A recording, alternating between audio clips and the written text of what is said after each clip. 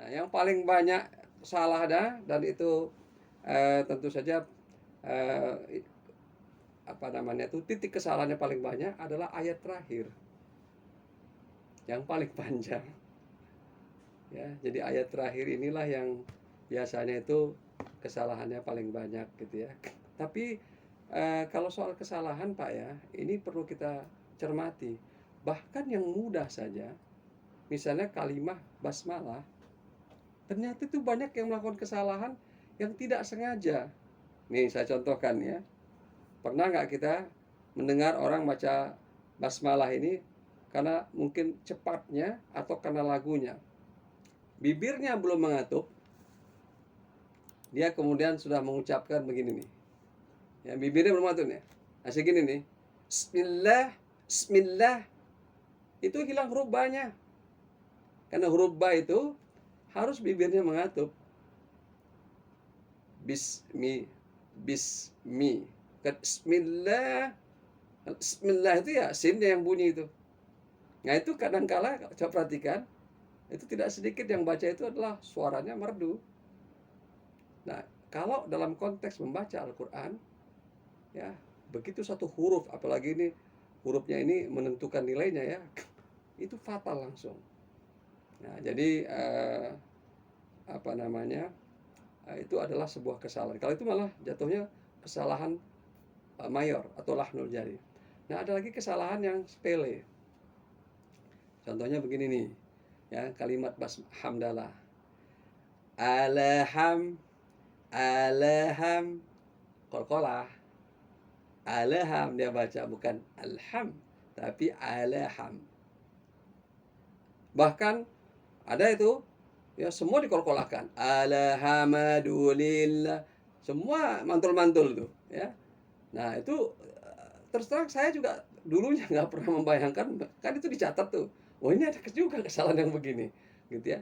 Jadi apa namanya ya, masya Allah, kalau kita mau detail lagi, setiap gitu ya kata yang ada di dalam ayat itu memuat, misalnya gini ya, Bismi, Bismi itu boleh jadi mungkin ada 20 kesalahan. Bismillahi gitu ya, itu bisa tambah lagi dia. Ar-Rahman, Ar-Rahim. Jadi kalau di total baru satu ayat saja gitu ya, itu bisa mungkin 100 kesalahan. Nah, kaget kita kan ya. Nah, makanya ketika para peserta yang ikut asesmen itu ya, itu lihat hasilnya kaget. Tapi saya katakan begini, asesmen itu diperlukan supaya kita bisa mengetahui titik mana kemungkinan kita salah. Kalau tidak pernah dilakukan, maka kita enjoy aja, gitu Pak ya. Jadi tentu kalau lihat paling banyaknya, saya perhatikan paling banyak di ayat terakhir. Nah, saya contohkan ini ayat terakhir ini. Walaupun sebenarnya nanti di talaki, saya sih sarankan bapak-bapak sekalian, ibu sekalian, ikutlah talaki Al-Quran online ini. Kami belum bisa menyediakan offline ya sampai ke daerah-daerah. Tapi adanya teknologi online ini paling tidak ini bisa mengurangi. Suatu ketika memang diupayakan offline gitu ya. Nah, pada ayat terakhir ini ya, karena panjang, biasanya orang membacanya itu juga tidak satu nafas. Nah, kalau dalam bacaan yang sempurna ya seharusnya satu nafas. Ya, diawali dengan si, ya. Huruf shad itu ada bunyi shafirnya. Sira walladzina an'amta alaihim ghairil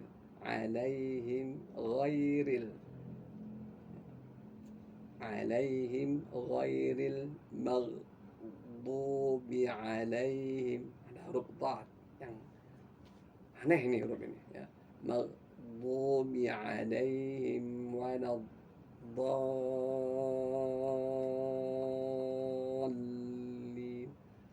Wajib 6 ketukan. Kalau kita baca wajib waladdallin salah.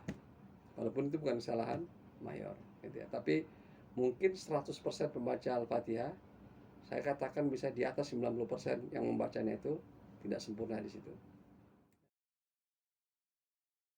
Ya. Kita ini adalah umat yang diajarkan sejak awal, fundamen kita itu ya adalah tauhidullah. Ya. Inna salati wa nusuki wa mahyaya wa mamati lillahi rabbil alamin. Jadi totalitas hidup kita ini adalah ya, menyembah Allah. Totalitas berarti 24 jam. Nah, kalau kita punya mindset yang sifatnya utuh semacam ini, ya, nggak ada lagi kemudian kita belah-belah, gitu ya, maka kita akan dengan mudah memahami bahwa khusyuk itu semua ibadah sama tuh. Dia punya pasangan antara pasangan saat dilaksanakan dan di luarnya, gitu ya. Jadi makanya kalau kita semata-mata hanya melihat dari sisi katakanlah mungkin durasi pelaksanaan ibadah sholatnya, kita akan terkecoh. Dia cuma hanya 5% atau 6%. Kurang sebenarnya. Selebihnya di luar sholat. Padahal coba baca ayat Al-Quran. Inna salata tanha anil fahsya'i wal munkar. Sholat itu mencegah seseorang dari perbuatan fahsya dan munkar. Pertanyaannya, ya, peluang terjadinya perbuatan fahsya dan munkar itu paling banyak di dalam sholat atau di luar sholat? Kita udah bisa jawab sendiri. Kira-kira di mana? Ya di luar sholat. Ya, ketika dalam sholat tuh tangan kita kan nggak bisa bergerak bebas. Ya, tapi di luar sholat, kita bisa lepas kendali. Oleh sebab itu, sholat itu sebenarnya adalah inti. Ya, kalau di sel itu, plasmanya nggak boleh lepas. Karena kalau inti sama plasma lepas, itu namanya sel mati. Bukan sel hidup, itu telur yang sudah rusak. Kalau cangkangnya sama isinya pecah dia gitu, ya sudah dia rusak. Gitu. Nah, jadi kita jangan hanya melihat gitu ya. Nah, jadi kalau udah satu, pemahamannya harus utuh. Oleh sebab itu, bacaan sholat itu harusnya terrefleksi dalam setiap kehidupan kita. Sebenarnya bacaan-bacaan itu mempengaruhi juga kemudian ya apa namanya itu istilahnya itu peristiwa-peristiwa dalam kehidupan ini. Ya, mungkin di antara jamaah ada yang pernah membaca dalam fisika kuantum yang namanya ya butterfly effect, di mana sayap seekor kupu-kupu di pedalaman Guatemala sana di Amerika Latin atau Amerika Tengah sebenarnya ini, itu ternyata ya kalau ditelusuri itu penyebab misalnya ini contoh saja nih ya, runtuhnya gitu ya gletser yang ada di Himalaya. Bayangkan itu hampir nggak ada hubungan sama sekali. Ternyata alam semesta ini adalah sistem tertutup. Yang satu dengan lainnya itu saling mempengaruhi. Jadi yang dimaksud dengan efek itu adalah itu. Sistem tertutup. Gitu ya. Nah, berarti kalau ini sistem tertutup, ucapan kita ini mirip seperti kita menyampaikan sesuatu, ya. Kalau kita karena berteriak itu ya di jurang, itu seperti kita mengeluarkan suara yang keras dan ekonya kemana? Ke kita lagi. Anda siapa? Nanti ekonya Anda siapa? Anda siapa? Anda siapa? Kira-kira begitu. Nggak mungkin ekonya itu Anda siapa? Oh, saya ini. Ya, itu berarti ada orang di sana. Bukan eko itu. Ya, itu menunjukkan bahwa alam semesta yang diciptakan Allah ini sistem tertutup. Nah, jadi maka harusnya kalau kita sudah menghayati sampai setingkat itu alam semesta ini, maka sholat kita, bacaan kita, ya apakah itu Al-Fatihahnya, kemudian bacaan doanya, itu kemudian termanifestasi setelah sholat. Itu. Jadi itu yang harus dilatih. Ya, dan insya Allah kita akan menikmati luar biasa. Nanti kita akan menemukan banyak sekali ya. Sholat ini memang sudahlah, itu akan menjadi as-salah al-falah. Yang tidak didapatkan dengan mudah adalah bagaimana menghadirkan ruh kita atau hati kita agar kemudian bacaan itu bisa membuat kita tersentuh, membuat kita terngiang-ngiang dengan apa yang kita baca di dalam sholat itu. Sehingga begitu kita keluar tuh efeknya masih ke bawah, terinspirasi, dan itu dalam setiap detik kehidupan kita. Maka orang yang seperti ini memang dahsyat jadi efeknya. Dan itu harus dilatih. Ya, harus dilatih ya.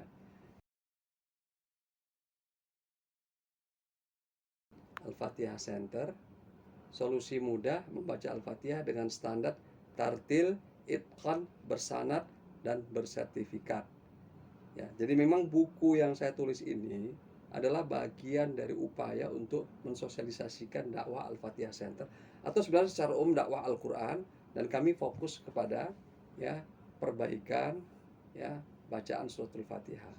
Bahwa sebenarnya 1000 kesalahan tadi nggak usah takut Pak. Ada solusinya yang mudah kok. Nah, inilah yang membuat saya memberanikan diri untuk menyampaikan fakta tadi.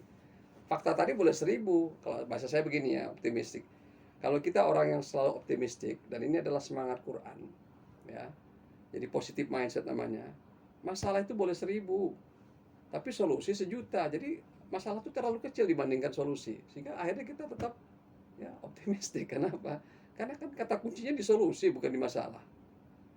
Nah, jadi berpikirnya juga demikian. Oke, bacaan Al-Fatihah itu potensi kesalahannya 1.500 misalnya. Ternyata ada lebih banyak lagi cara untuk memperbaikinya. Dan cara itu sudah Allah contohkan lewat Rasulullah SAW. Maka kalau itu kita sudah tahu, mudah-mudahan ini tidak mengurangi semangat kita untuk senantiasa memperbaiki sholat kita, ya, khususnya memperbaiki bacaan Al-Fatihah kita, memperbaiki juga kemudian cara kita untuk memahaminya, memaknainya, dan tentu saja nanti berimplikasi kepada kehidupan kita. Nah, jadi ada solusi mudah, ya. Dan kalau yang sudah bertalaki, ya, yang ikut talaki online, sudah saya berikan kapsul Al-Fatihah itu. Jadi udah ada terobosan teknologinya sebenarnya. Yang dulu tidak pernah saya bayangkan gitu ya, ternyata ada solusi yang mempercepat proses. Karena dulu saya bertalaki itu memakan waktu bertahun-tahun agar bisa mendapatkan bacaan yang saya tiru lidahnya dari guru saya. Dan Syekh dari guru saya itu lebih ketat lagi beliau ketika mengajarkan Al-Quran. Jadi ada solusi mudah, ya. Tartil, standarnya harus tartil karena ini standar yang ditetapkan oleh Al-Quran. Itqan artinya apa? Zero defect, ya. Kenapa sampai harus seperti itu, Ustaz? Karena membaca Quran berkaitan juga dengan keotentikannya. Bayangkan kalau dahulu tidak ada standar yang ketat seperti ini, maka nasib kita mirip seperti umat lain yang mereka sekarang berselisih soal keotentikan sumber primer agama mereka. Alhamdulillah, ajaran Islam 1.500 tahun kita masih bisa mendengar seolah-olah ini adalah suara Rasulullah SAW. Saya ketika bertalaki itu, kemudian saya mendengar bacaan guru saya itu efeknya terhadap hati itu memang berbeda. Padahal kami ini ketika bertalaki dengan beliau itu sudah khatam berkali-kali. Soal bisa baca Qurannya sudah khatam berkali-kali, bahkan sudah ikut MTQ. Ya, suara lagu udah oke lah kira-kira gitu. Tapi ternyata bukan itu.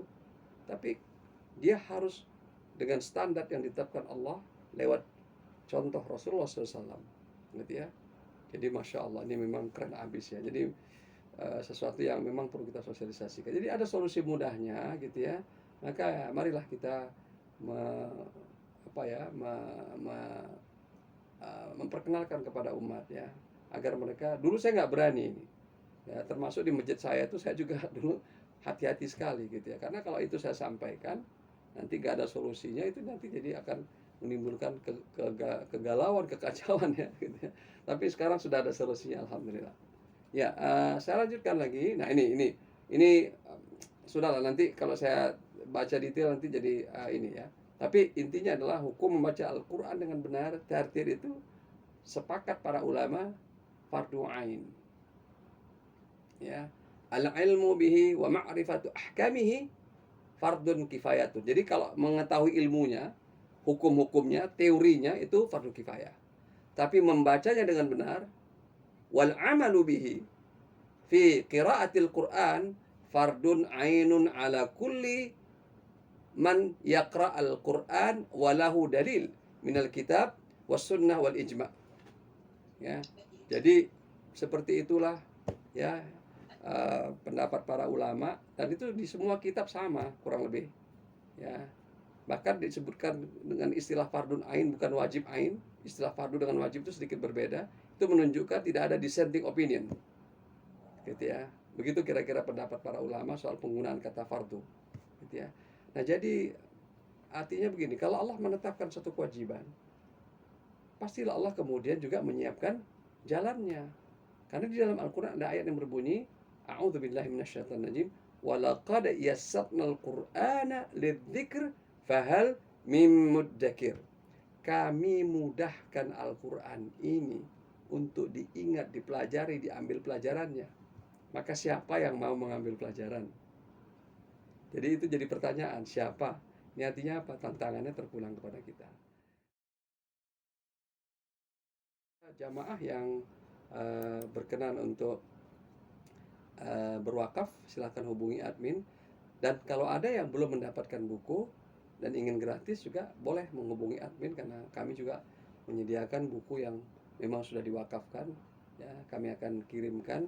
Dan kami menerima wakaf sekarang ini, kami tetapkan wakafnya itu per buku 110.000, dan itu sudah tercover ongkos kirimnya sampai ke berbagai titik di seluruh Indonesia. Tentu saja ada yang itu ya kita cross subsidi lah ya. Kalau Rasulullah menyebutkan bahwa sholat itu adalah yang pertama sekali, awwalu ma yuhasabu, yang pertama sekali dihisab, berarti ini kan artinya sesuatu yang penting. Ya kita sudah tahu itu ya, kita sudah bahas. Kemudian yang kedua, outputnya apa ini? Keluaran akhirnya apa? Nah, akhlak yang berasal dari kata kholaqa, arti harfiah kholaqa itu artinya sebenarnya mencipta. Jadi akhlak itu ya jamak dari kata khuluq, ya akar katanya sama dengan kholaqa. Yang sebenarnya adalah apa saja yang termanifestasi pada diri seseorang, dan itu menjadi ukuran ya kemuliaan. Jadi gini ya, saya selalu menyampaikan ke santri-santri tahfiz saya begini. Kamu nanti kalau hafal Quran, insya Allah akan dimuliakan orang. Tapi orang tidak membedakan, atau tidak bisa dengan mudah membedakan orang hafal Quran dengan tidak hafal Quran hanya dari wajah, gitu.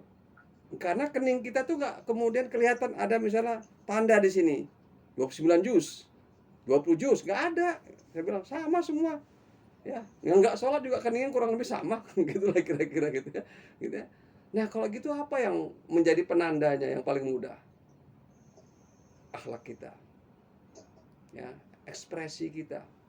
Apakah itu kemudian mencerminkan yang kita baca dari Al-Quran? Nah demikian juga dengan sholat, gitu ya. Jadi sebenarnya semua muara dari ibadah ini ya itu harus kemudian mengejawantah dalam peradaban, ya. Nah kalau bicara gini nih terus terang kita nanti akan menyadari betapa lewat yang namanya sel kecil dengan nama masjid, maka kemudian dia berkembang sedemikian rupa menjadi makhluk besar dalam tanda petik lah ini ya, yang namanya peradaban. Peradaban Islam itu basisnya adalah ibadah, dan ibadah itu adalah dalam sholat. Mengapa Rasulullah harus mendirikan masjid? Karena memang itu adalah ya tempat di mana ibadah ini diternakkan dalam tanda petik gitu lah ibaratnya ya, sehingga kemudian ibadah ini menjadi berefek, berimplikasi. Nah contoh begini nih, kita lupa bahwa sholat Jumatnya Rasulullah itu melekat dengan pasar di sekitarnya. Makanya di dalam Al-Quran ayat tentang sholat Jumat itu terkait dengan jual beli. A'udzubillahi minasyaitonirrajim. Ya ayyuhalladzina amanu idza nudiya lis-salati min yaumil jumu'ah fas'au ila dzikrillahi wa dzarul bai'. Tinggalkan jual beli. Artinya apa? Artinya sebenarnya ibadah sholat ya, itu melekat dengan aktivitas sehari-hari. Cuma bedanya adalah dia cara menempatkan diri. Nah, kalau itu yang kita pahami sebagai sholat, jadi bukan sekedar akhlak Pak sebenarnya. Jadi nanti ekspresinya itu adalah, kalau bahasa saya itu adalah sebuah peradaban yang berbasis kepada ya ibadah, dan itu kemudian bentuk ibadahnya resminya adalah sholat, gitu ya. Nah jadi kalau misalnya itu belum terjadi, maka ya kita memang perlu melakukan troubleshooting gitu ya. Ya, jadi ini kita udah setel ini, kok nggak sana keluarnya beda nih gitu ya. Troubleshooting namanya Pak gitu ya. Ini kabel mana nih yang copot nih kira-kira gitu kan? Komponen mana nih yang kurang nih ya? Itu namanya troubleshooting. Gitu ya. Jadi kita tetap harus melakukan itu. Ya karena khusyuk itu coba perhatikan dalam Quran. Qad aflahal mu'minun alladzina hum fi salatihim khashi'un. Sukses, beruntung orang-orang beriman yang khusyuk dalam sholatnya. Baru ayat-ayat itu ditambahkan walladzina hum ya anil lagwi mu'ridun dan seterusnya. Jadi artinya menunjukkan khusyuk itu ya menjadi ukuran pertama kesuksesan seseorang. Hayya 'alas shalah, hayya 'alal falah. Coba ini yang paling mudah aja. Hayya 'alas shalah, hayya 'alal falah. Kenapa kok panggilannya begitu? Ya, kenapa kita panggil gini? Yuk salat, yuk salat.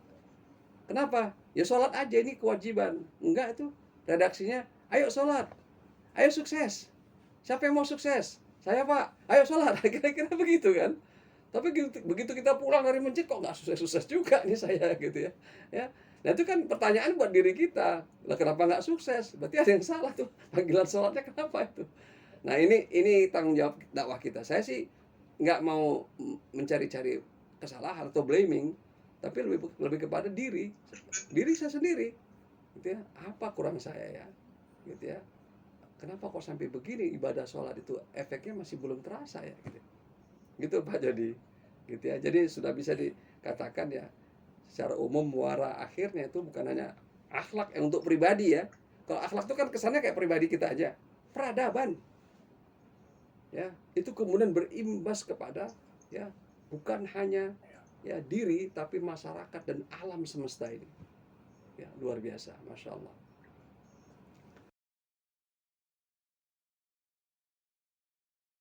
Bunga teratai, bunga idaman, mawar merah menjadi igawan, pembuka tirai mohon keberkahan, dengan Al-Fatihah sholat disempurnakan. Wah, keren, Masya Allah. Bakat dan latihan perlu didukung tarekah. Tarekah bahasa Sunda. Betul ya. Khusus pemula guna memantapkan ibadah. Bekal kiat utama baca surat Al-Fatihah. Fokus, konsentrasi, serius, dan makna kata. Demikian barangkali. Masya Allah. Jadi nanti ada satu kajian, kita akan bahas tafsir dan inspirasi suratul Fatihah. Kalau itu bicara konten nanti, gitu ya, nanti akan kita bahas haditsnya dan sebagainya, agar kita bisa menghayati katakanlah mungkin kalau ibarat bawang tuh ya, lapisan-lapisan yang lebih dalam lagi, gitu ya.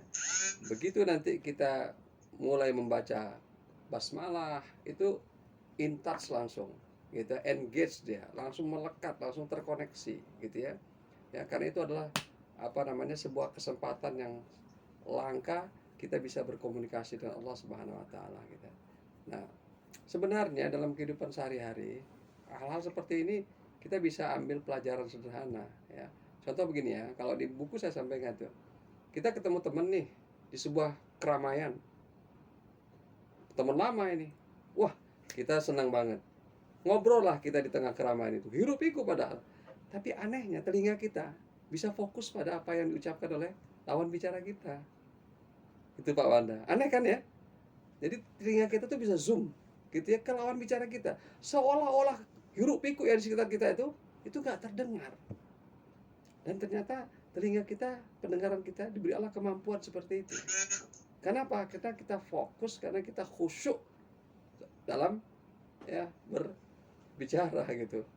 Nah, kekhusyuan itu membuat kita kemudian bisa ya menghentikan sejenak noise atau gangguan yang ada di sekitar. Nah, jadi itu adalah pelajaran ya, bukan berarti kemudian seperti itu khusyuk persis, tapi pelajaran. Oh iya ya, khusyuk itu sebenarnya ya susah-susah gampang. Buktinya kita bisa khusyuk itu ketika ngobrol berdua, apalagi kalau ngobrol berdua dengan orang yang kita kagumi atau orang yang punya hubungan tertentu lah, gitu, spesial. Maka seolah-olah dunia itu seperti gak ada, gitu ya. Yang ada cuma berdua saja. Bisa itu, gitu ya. Nah, bisanya ini artinya ada sesuatu yang menjadi ekosistem kalau bahasa sekarang itu. Jadi sebenarnya itu bisa dilakukan, gitu ya. Nah, makanya akhirnya perlu terus berlatih, gitu ya. Nah, tapi yang lebih penting lagi, lihatlah efeknya setelah sholat ya. Kita tadi doanya apa dalam sholat, mintanya apa, kita lihat kemudian dalam kehidupannya ya. Saya sebenarnya dalam Islam itu bukan eksperimen, tapi boleh kita memohon pembuktian kepada Allah ya. Ibadah-ibadah kita ini semuanya bisa kita mintai DP-nya, karena itu adalah bagian yang sebenarnya diberikan ya. Dan di dalam doa kita itu ada 3 yang boleh diwasilahkan ya. Salah satu diantaranya adalah amal soleh. Jadi beramal soleh itu kita boleh ambil sebagai wasilah. Wasilah itu semacam down payment ya. Kita ambil dulu di depan, gitu ya. Caranya apa? Ketika kita berdoa, kita sampaikan, ya Allah, tadi saya sebenarnya ketika mau sholat, saya seperti ini. Tapi kemudian ya tiba-tiba saya bisa mengalahkan ini gangguan ini. Sekiranya ini adalah amal saleh ya Allah, maka silakan mohon doa ini kemudian mustajabah gitu ya. Nah jadi saya yakin semua kita mungkin sudah mengalami lah ya manfaat dari sholat ini dan implikasinya terhadap kehidupan ya. Kalau mau dikumpulkan memang enak sekali nih testimoni ya, betapa sholat ya ketika kita lakukan itu ya benar-benar memberikan solusi gitu ya, atau sholat itu benar-benar menenteramkan hati gitu ya, atau sholat itu misalnya bisa mencegah kita, jadi mencegahkan dari perbuatan fahsya dan munkar itu bukan sama dengan begini ya, sama dengan kemudian kita jadi nggak mau melakukan, tapi lebih tepatnya adalah kita mau melakukan tapi kok gagal terus. Dalam hati kita, rupanya ini cara Allah mencegah kita dari perbuatan fahsya dan munkar. Udah demen banget kita mau berbuat fahsya ini, ya. Udah demen banget, udah niat, udah ini sebagainya, udah direncanakan, gagal dia. Astagfirullahaladzim, ini rupanya perbuatan fahsya. Kok gagal ya? Oh mungkin gara-gara sholatnya tadi, kira-kira gitu ya. Tanha anil fahsya wa munkar. Jadi kita mungkin tidak sadar bahwa doa dan sholat kita tadi. Ya, jadi makanya orang yang masih menjalankan ibadah sholat itu masih relatif lebih baik ketimbang mereka yang meninggalkan sholat. Dan umat-umat yang dahulu akhirnya tersesat. Itu ibadah yang dirusak pertama kali dalam surat Toha disebutkan adalah ibadah sholat. Ya, jadi bukan yang ibadah-ibadah yang ini ya, ibadah sholat itu dirusak. Begitu ini dirusak, ini sama aja gini. Kita ini supaya nggak bisa terkoneksi dengan apapun, maka yang dirusaknya adalah sarana koneksinya dulu. Begitu sarana koneksinya rusak, kita mau komunikasi apa lagi ya sudah, mau komunikasinya manual. Nah, jadi ibadah sholat itu ya seperti itu. Nah, tapi sekali lagi karena sholat ini kan sebuah ibadah yang memerlukan pembuktian. Jadi makanya marilah kita memohon pada Allah juga, ya Allah jadikanlah ibadah-ibadah ini gitu ya, menjadi bukti bagi kebenaran agama ini. Dan mohon bukti seperti itu boleh, gitu ya. Silahkan nanti memohon kepada Allah. Asal yang jelas kita memohon bukan dengan mendikte ya, gitu ya. Saya lebih senang begini ya, masing-masing dai berbagi tugas lah ya. Ada dai yang memang diberikan Allah kemudahan untuk memberikan motivasi dengan pendekatan yang sifatnya itu hukum. Ya, tapi saya mungkin barangkali menyasar mereka-mereka yang menerima agama ini itu dengan kesadaran. Karena kalau hukum itu kadangkala itu karena kita terpaksa. Tadi istilah sholat itu wajib, kan terpaksa jadinya. Tapi kalau sholat itu asyik, mau gadget nggak Pak? Mau? Ya udah sholat. Itu kan asyik jadinya. Orang kemudian nggak menolak itu, karena begitu dia tahu ini gadget apa ini, ada gamenya. Oh ada gamenya, minimal gamenya gitu kalau buat anak-anak, gitu ya. Ada apa lagi? Ini ada apa namanya tuh, memudahkan kita cari alamat. Ada lagi, kamu mau kaya nggak? Iya. Ya udah pakai aja alat ini. Nah kalau kita menggambarkan sholat itu seperti gadget yang kita pakai, bahkan kalau sekarang orang transaksinya itu sudah pakai gadget aja, tinggal gitu jadi itu. Maka siapa yang mau menolak gadget? Mohon maaf ya, jangan-jangan kita ini lebih lama megang gadget daripada megang mushaf Quran. Kira-kira betul nggak? Iya, sampai tidur kita saya juga gitu ya. Dulu saya terus terang menjaga betul, saya konservatif banget soal gadget ini, gitu ya. Pokoknya saya hindari waktu habis gitu ya. Tapi ya mungkin juga ini karena tugas dakwah juga gitu ya. Jadi artinya apa? Kok bisa kita melekat sekali dengan gadget? Ya seperti itu juga sebenarnya, atau gini. Saya lebih senang kita ayo bahasakan sholat itu dalam bentuk yang itu menyenangkan. Jadi image-nya harus kita perbaiki. Sholat itu keren loh. Sholat itu sebenarnya kita lagi sedang connect loh itu. Kamu orangnya kan nyari wifi kemana-mana supaya apa? Terkoneksi kan. Lah ini sholat itu connect. Nah, wifi-nya ada di masjid. Wifi-nya ada di sholat berjamaah. Wifi ada di malam hari itu paling bagus, itu paling kencang itu. Makanya kita tahajud gitu. Nah, jadi kalau pemaknaan itu sesuai dengan bahasa zamannya sekarang, orang jadi mudah mengerti. Dan di dalam suatu banyak aplikasinya. Nah, tadi yang dikatakan Pak Wanda, bacaannya. Gitu. Coba nggak usah jauh-jauh ya. ketika kita membaca ya doa iftitah saja, iftitah atau istiftah saja. Itu kalau kita baca, kita hayati saja. Ba'id, ini kalau yang versinya teman-teman Muhammadiyah. Baini wa baina khataya. Jauhkan antara aku dengan kesalahanku. Atau contoh gini, kita baca surah Al-Falaq di surahnya itu. Qul a'udzu birabbil falaq min syarri ma khalaq. Ini kalau kita tahu maknanya, maka kita jadi asik banget hidup ini. Kenapa? Kita memohon perlindungan Allah dari keburukan makhluk ciptaannya. Biasanya kalau kita membayangkan keburukan makhluk ciptaannya ini, min syarri ma khalaq, dari apa-apa yang ciptakannya, kita membayangkan orang lain, pihak lain. Ada kalajengking, wah ini bahaya nih, kena bisanya saya ini. Ada orang sana dengki, apa? Kita lupa bahwa kita ini makhluk. Keburukan pertama datang dari diri kita. Kita nggak mensyukuri nikmat Allah atas diri kita, itu jadi buruk. Maka ayat itu mestinya membuat kita jadi waspada. Saya harus mencegah keburukan saya, itu membahayakan diri saya. Walaupun saya diberikan Allah kelebihan, tapi sebenarnya saya punya keburukan. Kalau keburukan itu disembunyikan Allah, ditutup Allah, tercegahlah saya dari keburukan saya. Dan mudah-mudahan keburukan saya tercegah kepada orang lain. Baru kita bicara orang lain. Selama ini kan kita pikirkan keburukan orang lain pada diri kita. Gitu ya. Wa min syarri hasidin. Ayat itu kan terakhir, wa min syarri hasidin idza hasad. Dan dari keburukan orang yang hasad. Yang pertama kali harus kita cek adalah diri kita. Kita hasad ya? Nah ternyata kita sendiri yang hasad. Wajarlah kalau orang lain hasadnya double ke kita. Makanya kita sendiri yang harus membuang hasad itu. Ya Allah, saya nggak boleh hasad kecuali kepada dua golongan, kata Rasulullah. Kepada mereka yang Allah berikan ilmu Al-Quran dan dia mengamalkannya, mendakwakannya siang dan malam. Kepada orang yang Allah berikan harta dan dia berinfak siang dan malam. Saya hanya hasad sama dua orang itu saja, dua kelompok ini. Yang lainnya nggak ada saya hasad. Kan itu artinya apa? Harusnya ke dalam. Nah kita ini memang perlu latihan. Jadi saya melihat pemanaan sholatnya ini harus kita sesuaikan dengan bahasa, gitu ya. Nah, karena kebanyakan, ini mohon maaf nih, kalau kajian-kajian kita itu coba perhatikan. Kalau saya biasa memberikan kajian, itu biasanya pertanyaan fikihnya yang dibahas paling banyak. Apa hukum ini? Batal nggak ini? Sah nggak ini? Ya, apa rukunnya? Apa wajibnya? Ya. Sampai saya ceritakan begini nih, Bang. Ketika orang manasik haji, itu kan biasanya yang dijelaskan itu tentang prosedurnya. Memang itu betul, tadi saya katakan cangkang itu tidak boleh dilepas. Tapi kemudian, ya, saking kelamaan membahas prosedur, lupa pesan utamanya, isinya. Maka ada seorang, ini anekdot saja, tapi kalau katanya benar kata Ustaz, ini bukan anekdot, ini kisah nyata, ini bisa jadi katanya. Jadi ada seorang ya yang sudah agak sepuh, nggak bisa bahasa Arab, nggak bisa tulisan Arab, mau naik haji. Ikutlah dia manasik.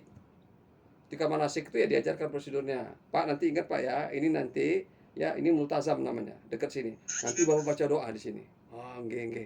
Saya catat nih katanya, multazam.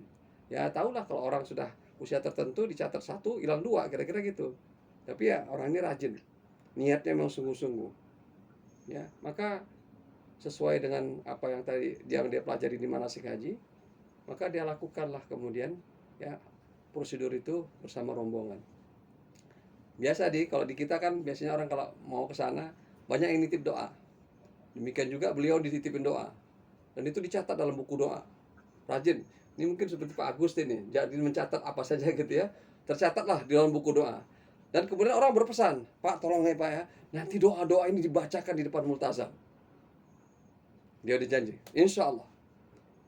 Tapi apa yang terjadi, gitu ya, pas di depan multazam itu, dia lupa bahwa buku doanya ketinggalan. Waduh, udah janji jauh-jauh dari tanah air, udah di depan multazam, tanya ini multazam, ini gimana nih?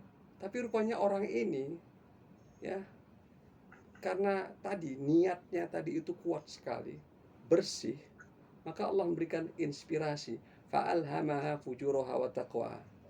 Ya, inspirasi sederhana. Udah kamu doanya simpel aja. Karep mau Gusti Allah. Ya, maunya Gusti Allah apa? Ya Allah, Engkau kata Ustadz Maha mengetahui. Dan aku yakini itu. Engkau Maha mengetahui yang tersembunyi, bahkan yang hilang. Dan aku yakini itu.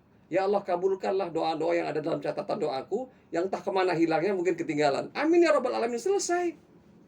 Nggak pakai bahasa Arab itu sudah.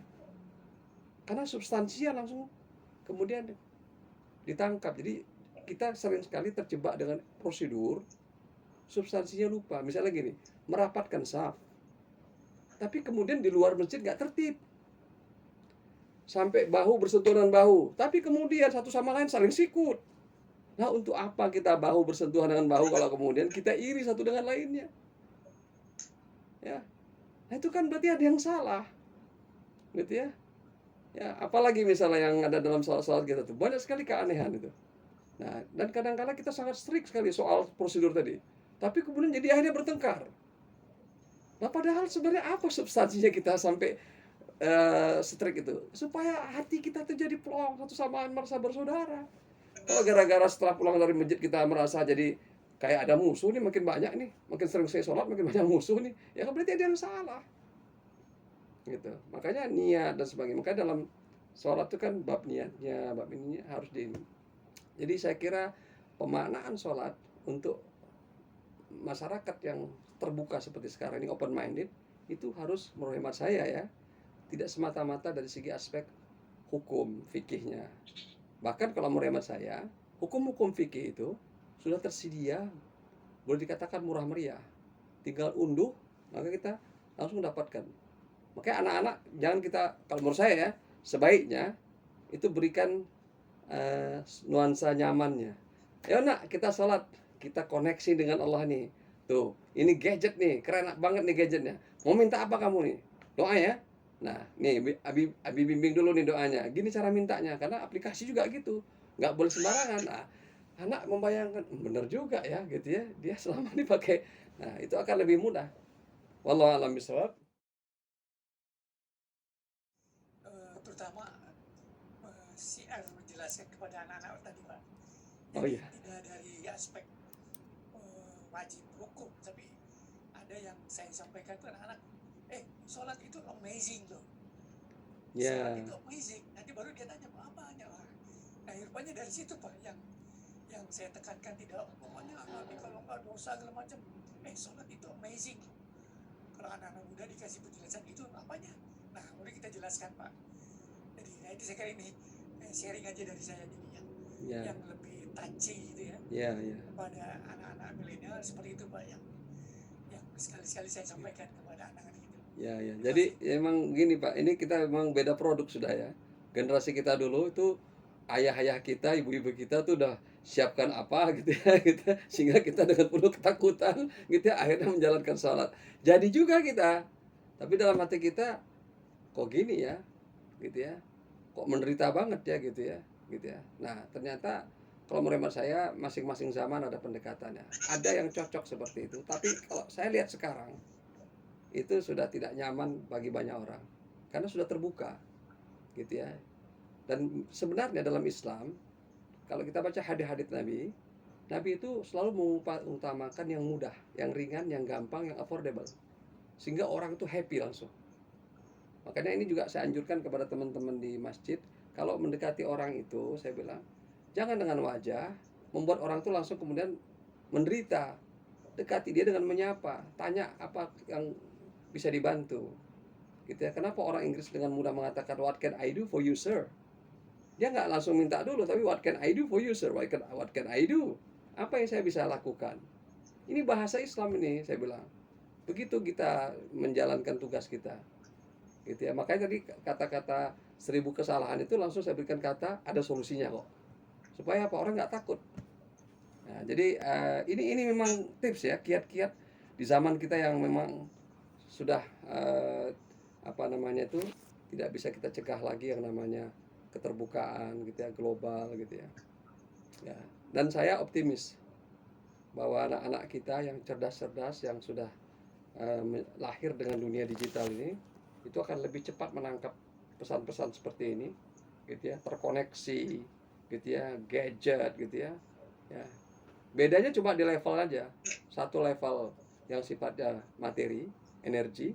Kalau sholat ini adalah di level ruhani, yang diaksesnya kurang lebih sama, big data. Di sholat ini Pak, kita mengakses big data. Dan ya mungkin banyak yang punya eksperimen ya. Tapi sudah saya pernah share sedikit pengalaman kecil. Saya memohon kepada Allah, kata Pak Wanda juga gitu.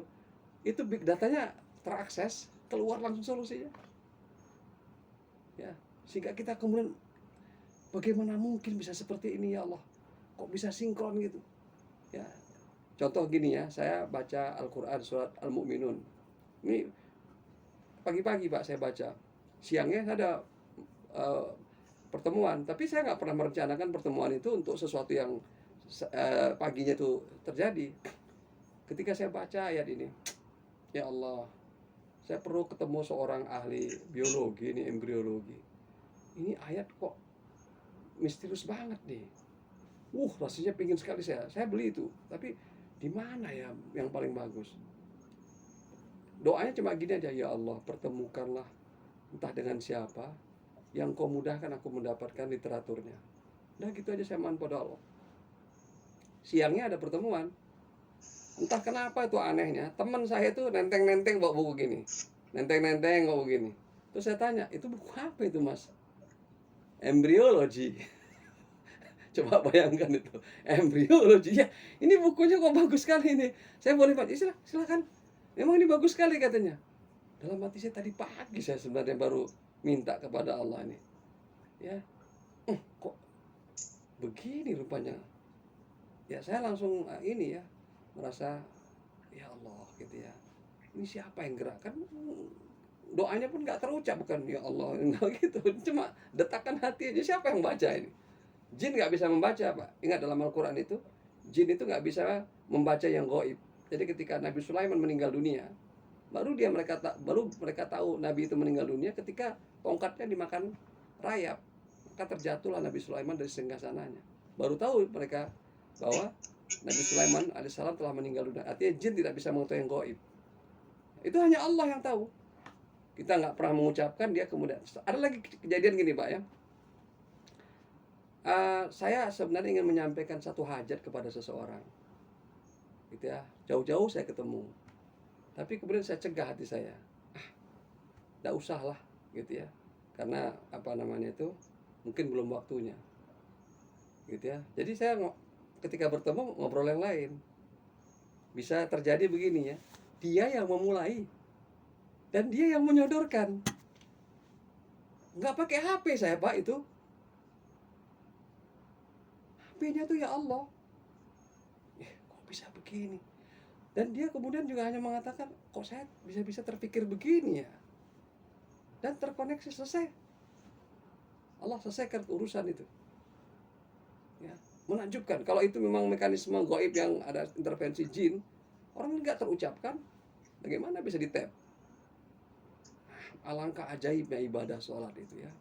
Memang keren habis ibadah sholat itu. Doa-doa kita. Dan doa yang paling dekat dengan Allah itu pada saat sujud. Makanya banyak hafal doa supaya ketika sujud itu doa-doanya kan nggak boleh dalam sunni saya doanya ya. Dalam sujud itu harus kita ungkapkan. Nanti kalau misalnya kurang mantep bolehlah di luar sholat kita tambah lagi gitu ya. Tapi dalam sujud itu jangan kita lepaskan kesempatan dalam sujud itu. Gitu ya. Pak, kalau kita lanjutkan mungkin masih lama lagi. Nanti di dua pekan berikutnya kita sambung lagi. Mudah-mudahan kita bisa tuntaskan sampai bab 3 dan kita memohon kepada Allah agar Allah berikan kita keberkahan di bulan Sya'ban ini dan Allah berikan kita usia, kesehatan, kesempatan mendapatkan Ramadan. Amin ya Allah. Ya, yang jauh lebih baik. Nah, gitu ya. Jadi Ramadan ini harus kita maintain. Jangan sampai kemudian kita menganggap Ramadan itu hanya perulangan peristiwa. Tidak. Ramadan yang satu dengan Ramadan berikutnya tidak sama. Nah ini yang menarik nih Pak Agustin. Nanti videonya ditonton ya. Gitu ya. Siap. Rasulullah itu Pak cuma 9 kali putaran Ramadan. 9 musim. Kita ini 5 kali 9. 45 kali sudah. Ya kan? Ramadan. Jadi kita ini berlipat-lipat kali Rasulullah ini. Sayang sekali Allah kepada kita. Rasulullahnya cuma dikasih 9 kali. Kita berlipat-lipat kali 9 kali. Masihkah kita kemudian masih gak mendapatkan Ramadan yang lebih baik? Nah ini pertanyaan buat kita ini ya. Kita berdoa sama-sama. Terima kasih, dan sekali lagi saya memohon maaf kalau ada kata, ucapan, sikap, tindakan yang salah, dan ini pasti karena kelemahan, keterbatasan, dan kalau itu kesalahan yang fatal, saya mohon ampun kepada Allah. Dan mari kita berpisah dengan perpisahan yang Allah lindungi. Ya, kalau bersatu karena kasih sayangnya. Kalau dipisahkan itu dalam perlindungan Allah Subhanahu wa taala. Terima kasih sekali lagi. Assalamualaikum warahmatullahi wabarakatuh.